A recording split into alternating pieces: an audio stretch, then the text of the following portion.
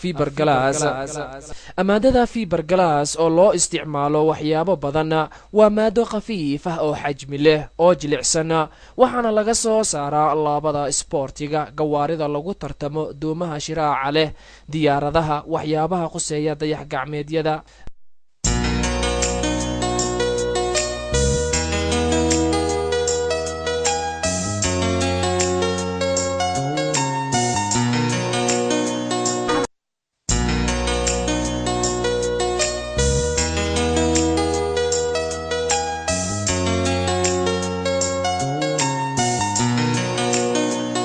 maadooyinka laga sameeyo maadadan fiberglasska waxaa laga helaa mid ka mid ah xayawaanada dhulka aan ku noolnahay ku nool, kaasoo ah yaxaaska.